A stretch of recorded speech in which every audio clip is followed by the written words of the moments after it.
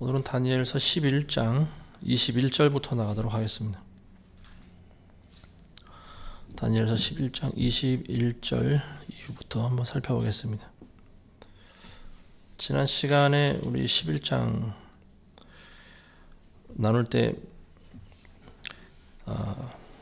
그 남방왕, 남쪽 왕과 그리고 이제 북쪽 왕의 계속 서로 싸우는 내용에 대해서 이제 우리가 살펴봤는데요. 지난 시간에 이제 그 북방왕에 속하는 그 안티오쿠스 3세에 대한 이야기까지 우리가 나눈 것 같습니다.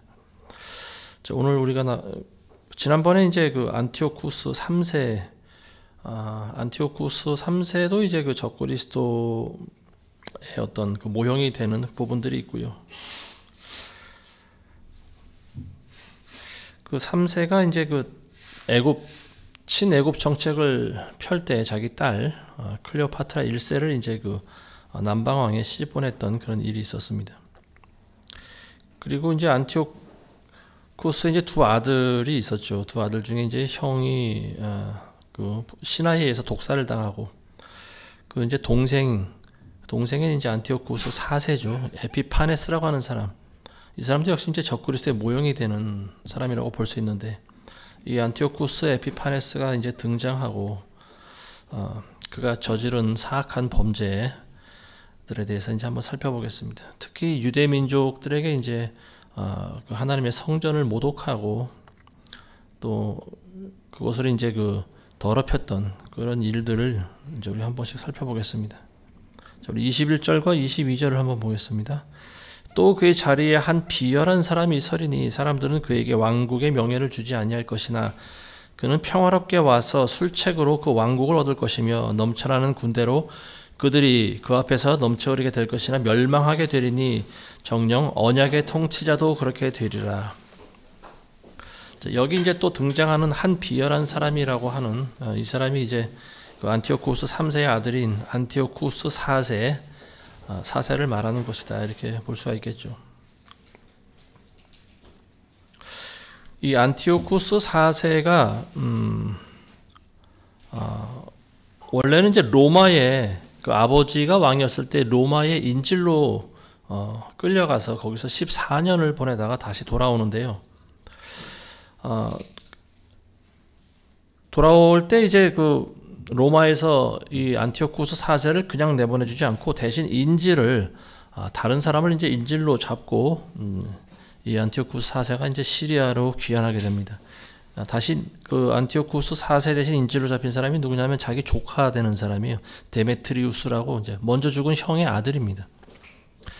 그래서 이 안티오쿠스 4세는 이제 시리아로 다시 귀환하는데요. 가서 자기 형을 죽였던 그 재무장관이었던 사람을 이제 죽이고 자기가 왕위에 올라갑니다. 근데 원래는 자기 조카 데메트리우스가 이제 왕위에 올라가야 되는 거죠. 근데 자기 조카 대신 자기가 이제 왕이 되는데 그 과정에서 아마 매우 그런 참 그 비열한 짓을 총동원해서 왕이 되는 것 같습니다. 우리나라도 보면은 왜 조선 왕조를 보면은 그 수양대군이 자기 조카 대신 왕위에 올라가지 않습니까? 그리고 나중에 조카를 또 사역을 보내서 죽이죠. 이 안티오쿠스 4세도 자기를 이제 그 옹호하는 세력이 있을 것이고, 그리고 또 자기 조카를 옹호했던 그런 기득권 세력이 있을 텐데, 이 사람이 잘 쓰는 방법이 이제 앞에서는 평화 정책을 쓰고 뒤에서는 뒤로 공격하는 그런 아마 그런 참 비열한 방법을 사용한 것 같습니다. 자, 우리 23절에서 24절 보겠습니다. 그와 연맹이 체결된 후에 그는 거짓되이 행할 것이니 이는 그가 올라와서 적은 백성으로 강하게 될 것임이라. 그가 평화롭게 그 지방의 가장 기름진 곳까지 들어가서 그의 조상들이나 그의 조상의 조상들까지도 하지 않았던 짓을 행할 것이요, 그는 전리품과 약탈품과 재물들을 그들 가운데 흩을 것이며 또 그가 얼마 동안 요새를 공략할 음모를 미리 꾸미리라. 이 안티오쿠스 에피파네스라고 하는 사람은 이제 주변에 이제 여러 이제 부족 국가들과 그리고 작은 민족들과 이제 연맹을 맺고 처음에는 이제 평화 조약을 맺는데 나중에는 그 평화 조약을 거스르고 이제 마구 약탈을 하죠. 이제 그들이 이 에피파네스가 저질렀던 그런 일들이 자기 조상이나 그 조상들의 조상들도 행하지 않았던 그런 참 잔인한 짓들을 많이 한 것 같습니다.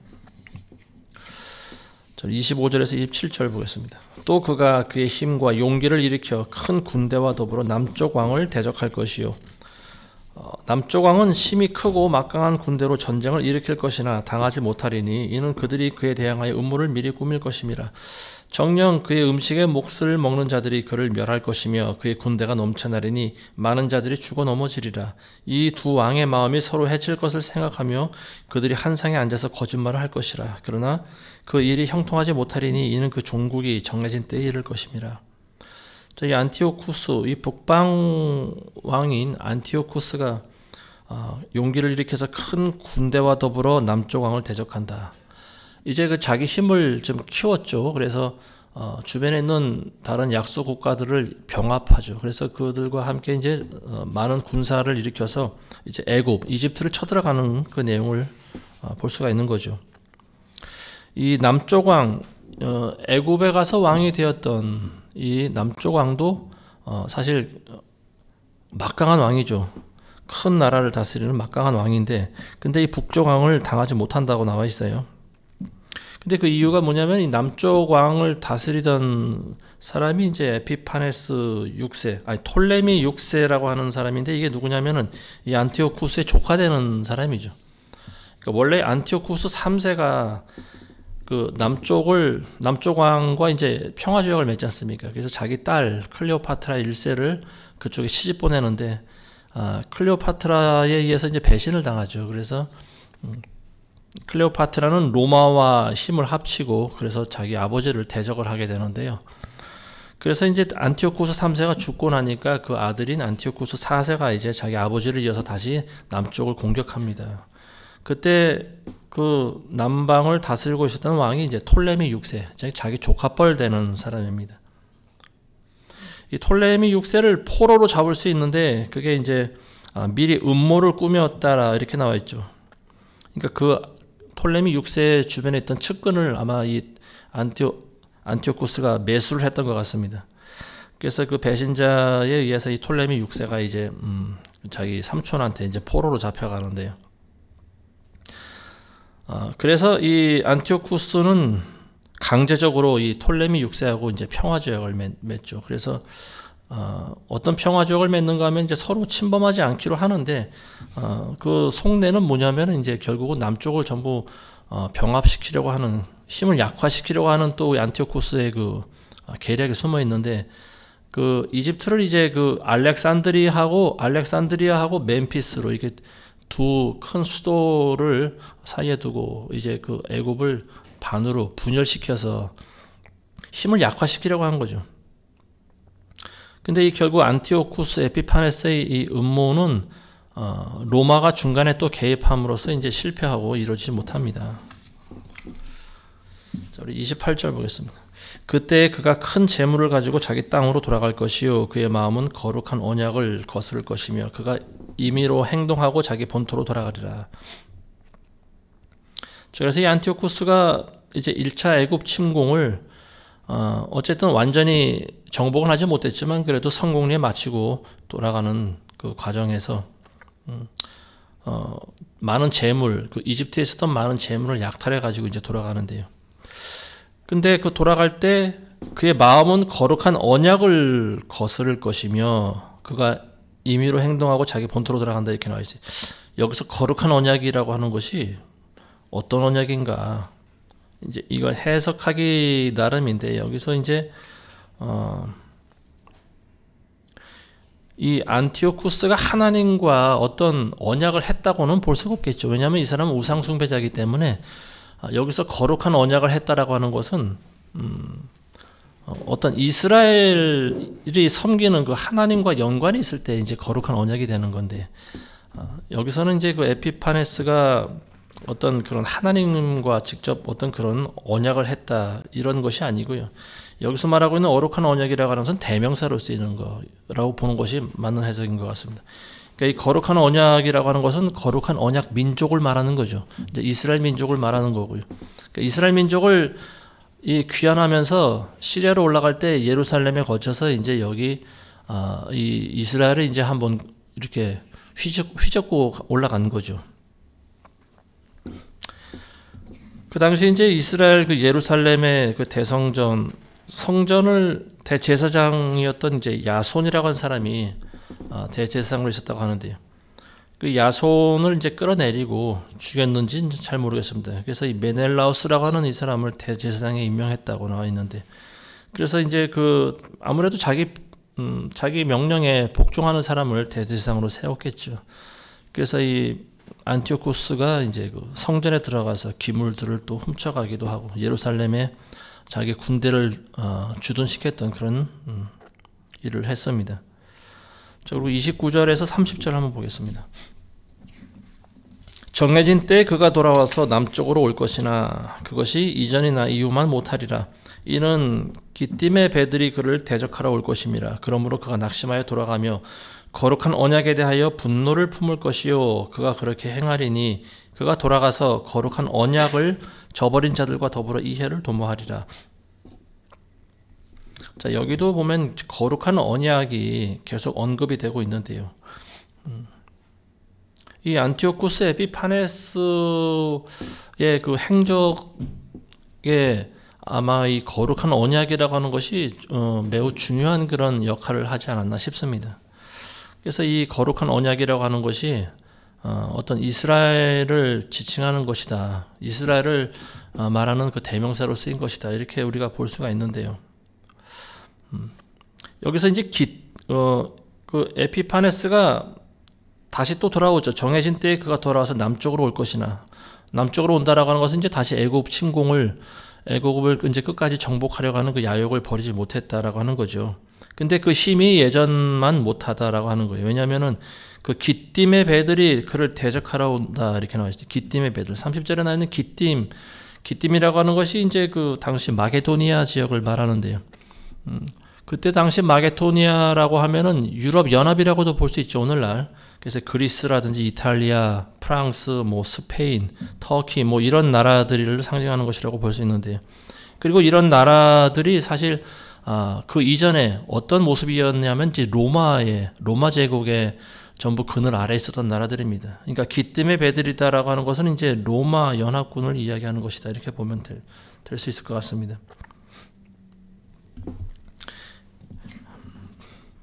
거룩한 언약에 대해서 왜 분노를 품을 것인지에 대해서는 이제 그 조금씩 생각이 다른데요. 그러니까 아마도 이 연합군과 관련돼서 이 에피파네스가 추진하던 일들을 이제 이 거룩한 언약이 좀 방해를 한 것 같습니다. 그러니까 이스라엘 아마 그 후손 중에 하나가 이 에피파네스에 대한 어떤 그런 정보라든지 뭐 약점이라든지 이런 것들을 로마에 제공을 했을 수도 있겠죠. 그래서 그가 이제 돌아가서 하는 일이 뭐냐면 거룩한 언약을 저버린 자들과 더불어서 이해를 도모한다 이렇게 나와 있어요. 그러니까 거룩한 언약을 저버린 자들이라고 하는 것은 이제 반유대인들, 정통 유대인들과 이제 반대되는, 그러니까 다른 적국들에게 이제 협조하는 그런 세력들이다라고 볼 수가 있겠죠. 그리고 하나님께 배교한 자들이다 이렇게 볼 수 있는데요. 어쨌든 이런 사람들과 같이 이해를 도모한다 이렇게 나와 있습니다. 자, 우리 31절 보겠습니다. 군대가 그의 편에 서서 견고한 성소를 더럽히고 날마다 드리는 제사를 폐지하며 멸망케 하는 가증한 것을 세우리라. 자, 그래서 이 에피파네스라고 한 사람이 그 예루살렘에 뭐 자기 군대도 주둔시키고요. 그리고 대제사장도 자기 편으로 만들고, 그리고 거기 성소를 더럽히고 날마다 드리는 제사를 폐지했다. 그 성전 마당에 있는 그 제단에서 아침 저녁으로 2번씩 그 번제를 드리지 않습니까? 불을 피우는데요. 이제 그거를 하지 못하게 하는 거죠. 그러니까 하나님께 드리는 제사를 폐지하고 멸망케 하는 가증한 것을 세우리라. 멸망케 하는 가증한 것이 이제 우상이라고 볼 수가 있겠죠. 우상. 자, 이 말씀을 그 예수님이 언급하셨지 않습니까? 마태복음 24장 15절에 보면요. 그러므로 너희가 선지자 다니엘을 통하여 말씀하신 멸망에 가증한 것이 거룩한 곳에 선 것을 보리니 읽는 자는 깨달으라. 다니엘서에 나와 있는 거예요. 그러니까 31절에 있는 말씀을 예수님이 인용하신 거죠. 이 에피파네스라고 하는 이제 이 북방왕이라고 알려지는 에피파네스가 예루살렘에 쳐들어와서 성소를 더럽히고 그리고 제사도 폐지하고 그리고 멸망케 하는 가증한 그런 우상을 세웠다라고 하는 거죠. 근데 이게 역사적으로 이미 이루어진 거지 않습니까? 그죠? 그러니까 예수님이 하시는 말씀은 아마도 로마 군대를 또 1차적으로는 로마 군대가 들어와서 성소를 더럽히게 될 것을 미리 언급하실 수도 있지만은 진정 이제 역사의 마지막 때 이런 일이 있게 될 거라는 것을 이제 언급하신 것이다. 이렇게 보면 될 것 같습니다. 자, 우리 32절에서 33절 봅니다. 또 그가 언약을 거슬러 악하게 행하는 그런 자를 술책으로 파멸시킬 것이나 자기들의 하나님을 아는 백성은 강해져서 임의로 행동하리라. 백성들 가운데 깨달은 자들이 많은 사람을 가르칠 것이나 그래도 그들은 칼과 불꽃과 사로잡힘과 약탈당함으로 여러 날 동안 붕괴되리라. 자, 여기도 이제 영적인 해석이 필요한 그런 부분이라고 보여집니다. 언약을 거슬러서 악하게 행하는 그런 자를 술책으로 파멸시킨다라고 하는 말은 뭐냐면 여기서 말하고 있는 언약이라고 하는 것은 이제 그 하나님과의 언약을 이야기하는 것이다 이렇게 보는데요. 하나님과 맺은 언약을 거스른 자들은 이제 악한 자들이죠. 근데 이런 자들은 그 에피파네스, 그러니까 적그리스도의 모형이라고 보여지는 에피파네스의 술책에 따라간다라고 하는 거예요. 그러니까 미혹이라고 하는 거죠. 그러니까 이 세상 그 권세를 잡고 있는 어둠의 주관자들, 이 어둠의 주관자들이 지금 전 세계를 다스리고 있는 방법, 우리가 정확히는 모르지만 어쨌든 세상을 사랑하게 만들고 세상의 어떤 법을 따라가게 만들고 있지 않습니까? 하나님을 거스르는 사람들은 세상의 법을 따를 수밖에 없다라고 하는 말입니다. 그런데 자기 하나님 아는 백성은 강해져서 임의로 행동한다. 임의로 행동한다라고 하는 것은 다른 사람을 따라가지 않고 자기 주관대로 행동한다라고 하는 말입니다.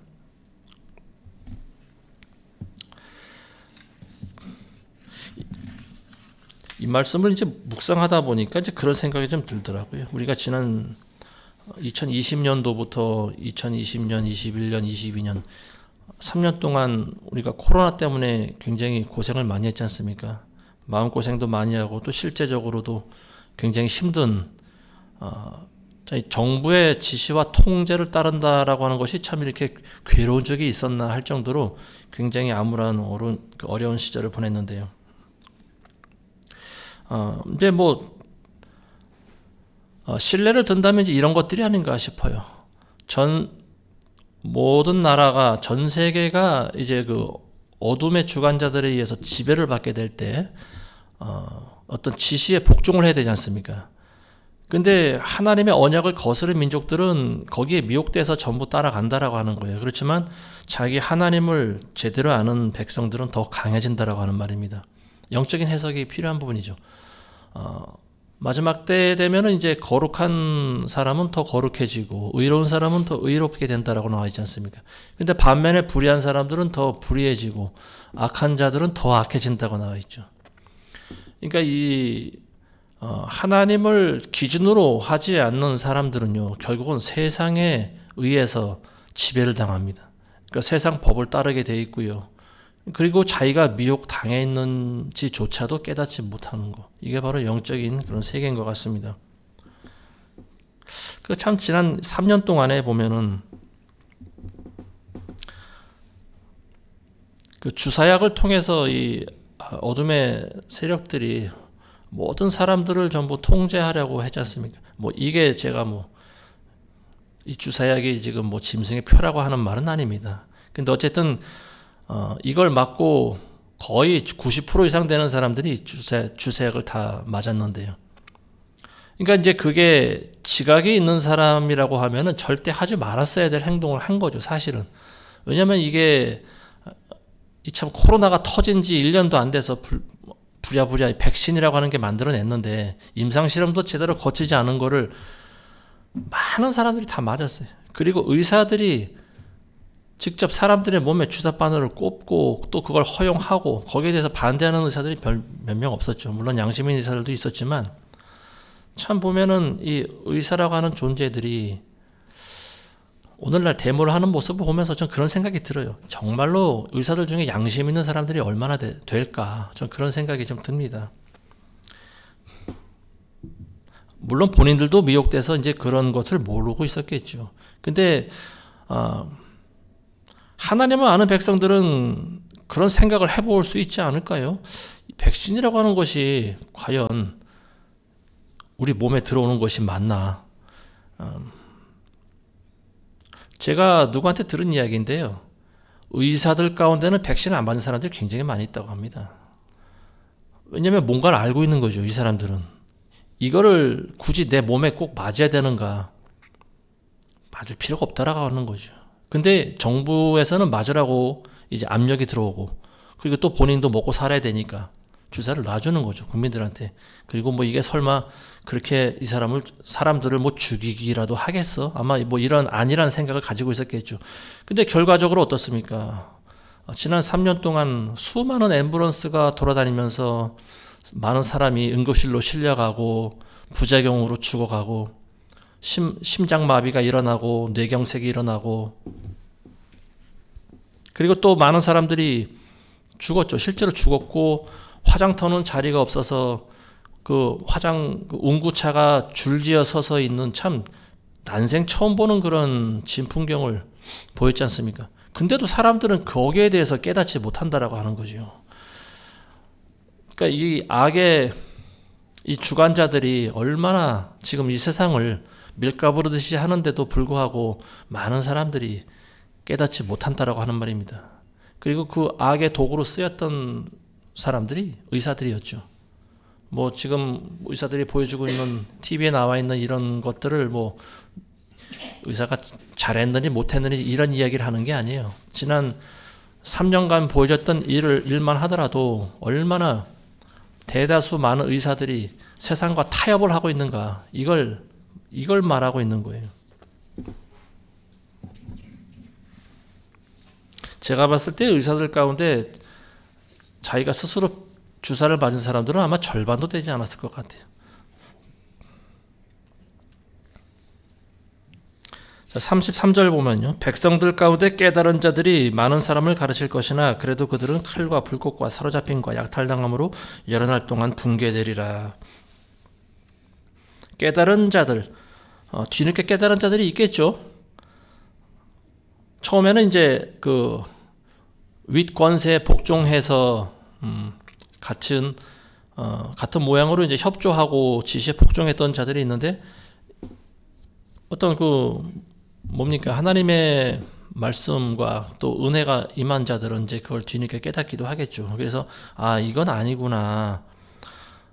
우리가 여기에 계속 이 지시대로 복종하면 안 되겠구나. 뭐 이런 생각을 하는 사람들이 있겠죠. 그래서 그런 깨달은 사람들이 이제 다른 사람들을 가르친다라고 하는 말입니다. 그 요한계시록에 보면은요, 11장에 두 증인이라고 하는 사람이 나와 있습니다.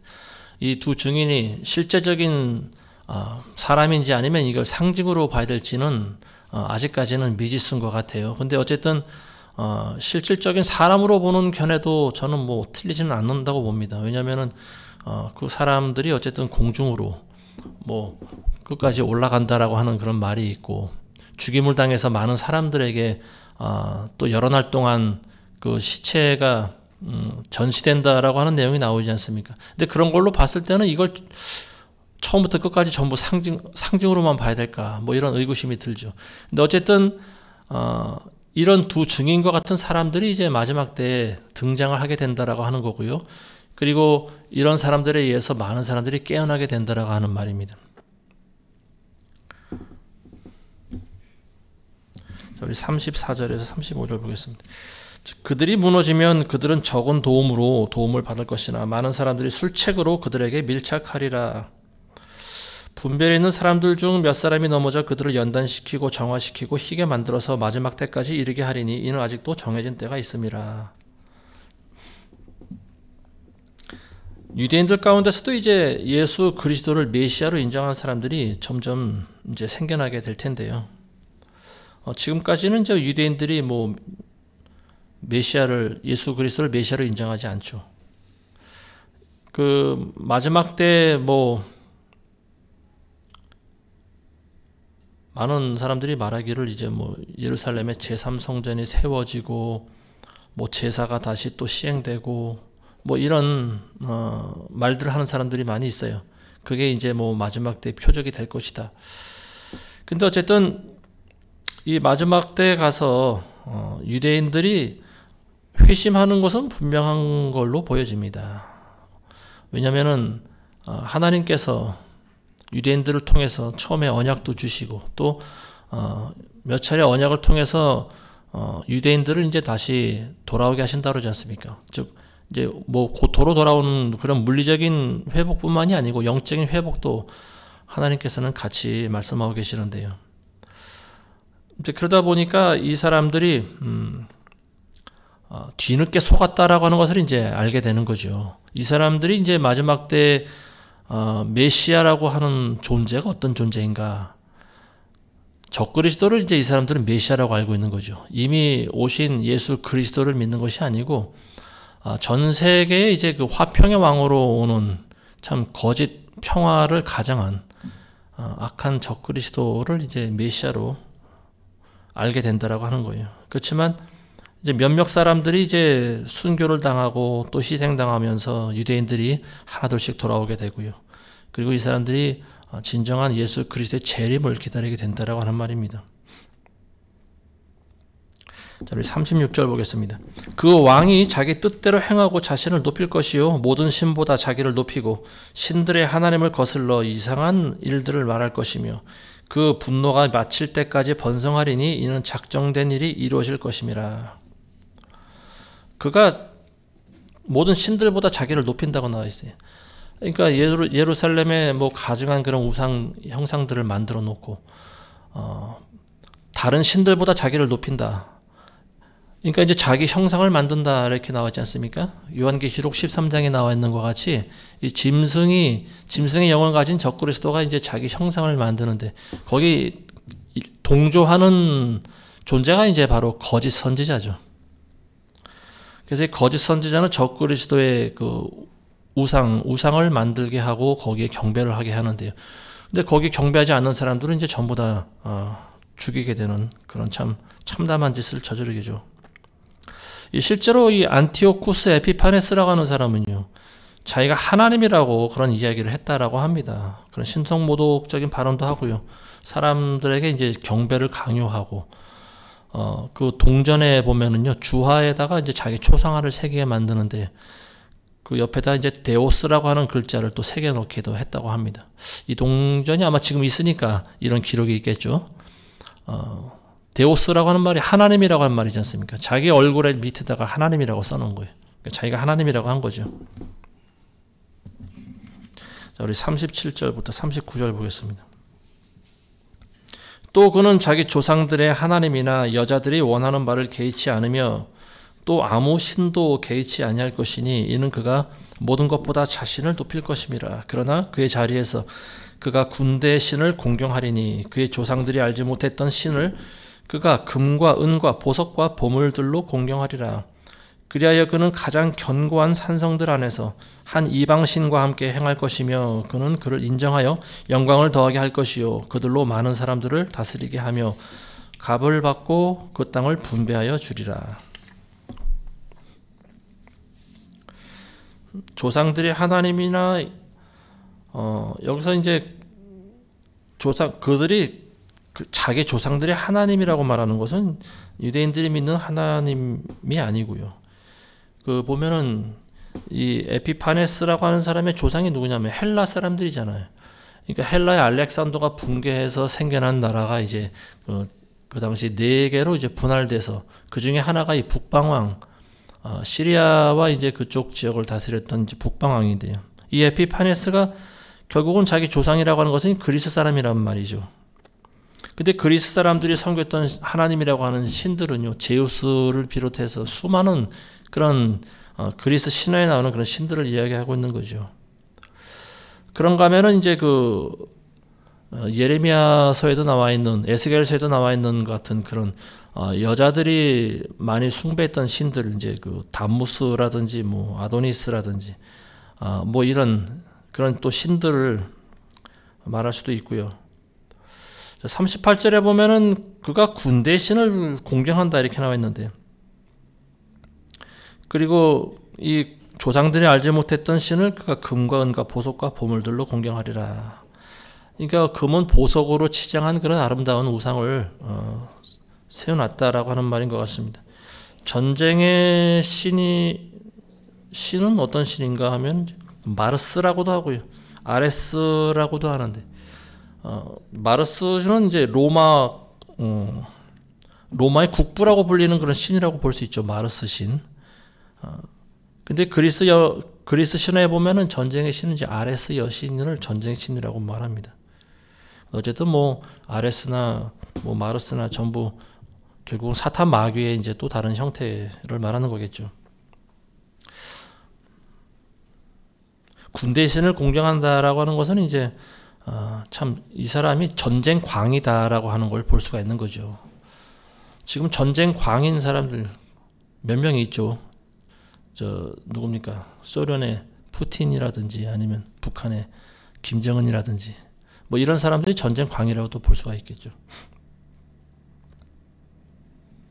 자기를 지지하고 경배하는 사람들한테는 땅도 주고 돈도 주고 많은 그런 명예도 주고 권력도 줍니다.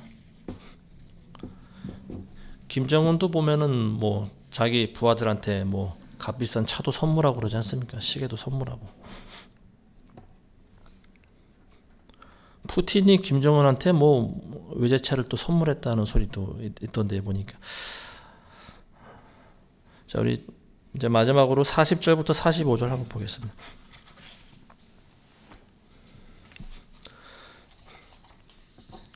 마지막 때 남쪽 왕이 그를 찌르며 또 북쪽 왕이 병거들과 기병들과 많은 선박과 함께 와서 회오리 바람처럼 그를 대적하리니 그가 그 나라들에 들어가서 휩쓸고 지나가리라.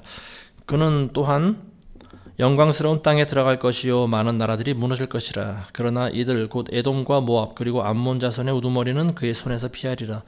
그가 또한 다른 나라들에게 그의 손을 뻗치리니 이집트 땅은 피하지 못하리라. 그러나 그가 이집트의 금제물과 은제물과 모든 진귀한 것들을 관장하는 권세를 가질 것이며 리비아인들과 에디오피아인들이 그의 발치에 있으리라.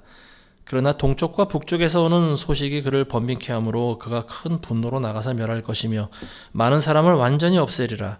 또 그가 자기의 궁전 장막을 바다들 사이에 있는 영광스러운 거룩한 산에 세울 것이라. 그러나 그가 그의 종국에 이르게 되리니 아무도 그를 도와주지 못하리라. 역사책에 의하면은 지금 이제 우리가 읽으신 이 40절 이후에 있는 내용은 이 안티오쿠스 에피파네스라고 하는 사람의 행적과는 좀 맞지 않는 그런 기록인 것 같습니다. 이 에피파네스는 유다에서 이제 마카비 혁명이 일어나죠. 그래서 이 마카비 가문이 들고 일어나 가지고 혁명을 일으키는데요. 이 에피파네스의 군대와 싸우다가 이 마카비가요, 승리를 하죠. 그래서 에피파네스는 패하고, 그리고 이제 이 에피파네스는 돌아가서 그 이후로는 전쟁 없이 그냥 죽은 걸로 기록되어 있습니다. 근데 여기 나와 있는 그 남쪽을 공격해서 많은 그 민족들을 이제 정복하는 그런 내용이 나와 있는데요. 이 부분은 이 에피파네스의 이제 역사적 기록을 이야기한 것이 아니고 마지막 때에 있을 이 적그리스도의 행적을 아마 기록한 것이 아닌가 싶습니다. 자, 40절부터 보면은요, 마지막 때 남쪽 왕이 그를 찌른다 이렇게 나와 있죠. 남쪽, 애굽, 여기서 말하고 있는 남쪽 왕이라고 하는 것은 이집트를 이야기하는데요. 이집트가 이제 그를 공격한다라고 하는 거죠. 근데 북쪽 왕을 이기질 못하고 북쪽 왕이 이제 그를 오히려 회오리 바람처럼 대적하고 그 나라를 이제 회오리 바람처럼 휩쓸고 가서 아프리카 대륙을 이제 싹 쓸어버리는 거죠. 그리고 또 영광스러운 땅, 팔레스타인 땅이죠. 영광스러운 땅이라고 하는 것은 이제 젖과 꿀이 흐르는 그런 가나안 땅이라도 볼 수가 있고요. 예루살렘을 포함해서 주변에 있는 많은 나라들을 전부 정복해 버리는 거죠. 그렇지만 이제 그 에돔과 모압 그리고 암몬 자손의 우두머리는 그의 손에서 피하리라. 에돔과 모압 그리고 암몬 이 후손들 지금 팔레스타인 아니겠습니까? 그죠? 뭐 요르단이라든지 암만이라든지 이 주변에 있는 그 팔레스타인 나라들, 조그만 나라들, 이런 나라들은 이제 그 적그리스도의 세력에 이제 굴복을 하고 그들에게 협조를 하지 않나 싶습니다. 근데 이제 그 이집트 땅은 철저히 아마 침략을 당할 것 같은데요. 그래서 이제 많은 그 재물을 약탈당하고요. 그리고 또 이집트 대륙에 있는 그 리비아 그리고 에디오피아인들 이런 사람들도 역시 그 발밑에 있다라고 하는 것은 이제 그에 완전히 그 굴복했다라고 하는 거죠.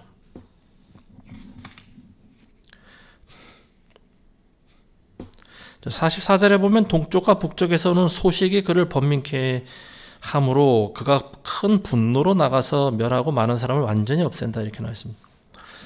동쪽과 북쪽에서는 소식이 그를 번민케 했다라고 하는데 어떤 소식일까요? 동쪽과 북쪽에서 자기를 공격하는 세력들이 쳐들어오고 있었다라고 하는 말이겠죠.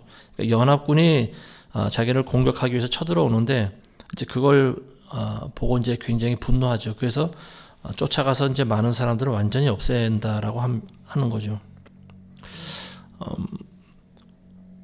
실제로 산헤립과 같은 그 아시리아의 왕이 산헤립이 예루살렘을 침공했을 때 소식을 듣죠. 그래서 고국으로 돌아가는데 그게 이제 반란이 일어났다고 하는 소식인 거죠. 적군이 쳐들어왔다는 소리를 듣고 가는데 어쨌든 산헤립은 거기서 이제 그 신한테 제사를 드리다가 이제 죽임을 당하죠. 자기 두 아들들에 의해서.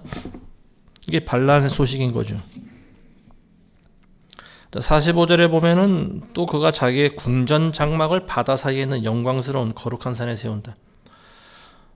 바다들 사이에 있는 영광스러운 거룩한 산이다. 바다 사이에 있는 산은 어떤 산일까요? 섬을 이야기하는 걸까요? 섬이 아닌 것 같죠, 그죠? 여기냐면은 영광스러운 거룩한 산이라고 하는 것은 예루살렘을 이야기하는 것이다. 이렇게 해석하면 맞을 것 같습니다. 그러나 마지막에는 그의 종국에 이르게 되리니 아무도 그를 도와주지 못하리라. 아무도 그를 도와주지 못할 때가 언제냐? 예수님이 재림하실 때죠. 이 사탄 마귀는 예수님 재림할 때까지 엄청난 권력을 가지고 많은 사람들을 민족들과 전쟁을 일으키고요. 또 많은 사람들 죽게도 만들고 그렇게 하죠. 예수님이 재림 때는 이제 마귀가 힘을 쓰지 못하는 거예요. 그래서 결박당해서 이제 무적행에 들어가게 됩니다. 자, 오늘 이제 여기까지 살펴볼 텐데요. 우리가 이제 그동안 살펴본 내용을 이제 쭉 정리하다 보면은 다시 이제 바벨론부터 거슬러 올라가서 한번 쭉 정리를 해보겠습니다. 자, 바벨론이 느부갓네살이 이제 멸망하고 그 다음에 바벨론 다음에 등장하는 나라가 페르시아죠. 자, 페르시아가 멸망하고 등장한 나라가 헬라죠. 헬라의 이제 알렉산더가 대제국을 형성하는데요. 근데 이 알렉산더는 33살의 나이로 요절하게 되죠. 그러다 보니까 이 거대한 제국을 다스릴 수 있는 사람들이 누구냐? 바로 알렉산더의 4명의 강력한 부하들 4명이 이제 헬라 제국을 내분할해서 이제 각각 통치를 합니다. 근데 이제 중간에 동쪽과 서쪽은 이제 흡수가 돼 버리고요. 강력한 나라가 이제 그 북쪽 안티오쿠스라고 하는 사람에 의해서 세워진 북쪽 나라, 그리고 남쪽은 톨레미, 남쪽은 이제 그 톨레미 왕조가 이제 시작되는 거죠. 그래서 애굽의 마지막 왕조를 구성하게 되고요. 어쨌든 이 북방왕과 남방왕 전부 다 그 헬라의 그 민족에 의해서 헬라 민족의 영향을 받은 그런 사람들이다 이렇게 볼 수가 있겠죠. 지금까지 우리가 살펴본 남방왕과 북방왕이라고 하는 것은 그 헬라 알렉산더의 이제 부하들에 의해서 세워졌던 그 나라들을 이야기하고 있고요.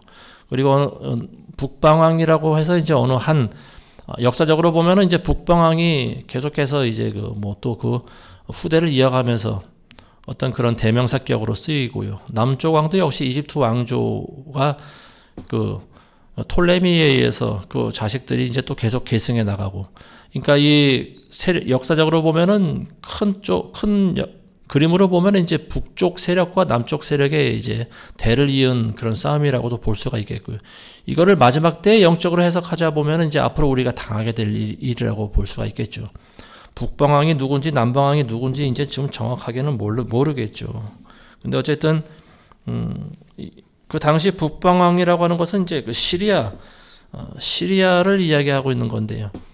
시리아라고 하면 이제 오늘날 다메섹 뭐 이런 아니면은 이제 주변에 이제 팔레스타인 연합군이 될 수도 있고, 아니면은 그 뭐 이란이라든지 이라크라든지 뭐 이런 그런 나름대로 중동 지역에서 이제 강력한 국가가 될 수도 있겠죠. 이제 어떤 그리스의 혈맥을 이었던 왕조라는 점에서 이 북방왕이 아마 그리스 계통의 그런 혈족에서 나오지 않을까 이런 생각을 해볼 수도 있고요.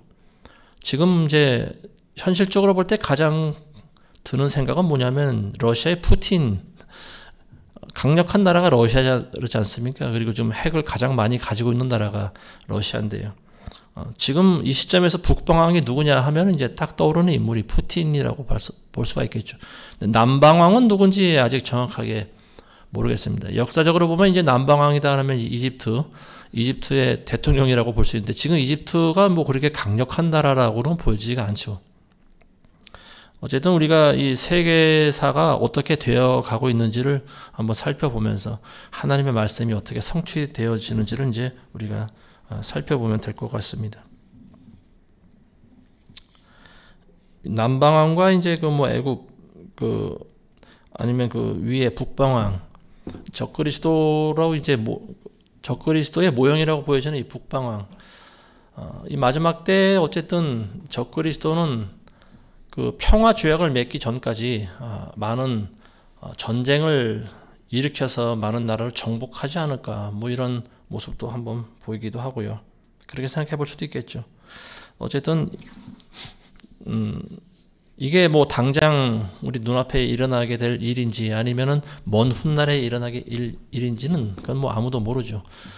예수님은 언제 오실지 아무도 모릅니다. 그렇지만 이제 우리가 이런 많은 징조들을 보면서 예수님 오실 때가 이제 점점 가까이 오고 있구나. 우리가 이렇게 항상 그런 마음속에 경각심을 가지고 그리고 예수님을 소망하시면서 살아가게 되시길 바라겠습니다. 기도하겠습니다. 하나님 아버지 감사합니다. 오늘 우리가 나눈 말씀을 통하여서 마지막 때 우리가 이 세계를 보는 눈이 떠지게 하시고 우리가 어떻게 살아가야 될지 지혜와 계시의 정신으로 충만케 하여 주시옵소서. 예수님의 이름으로 기도합니다. 아멘.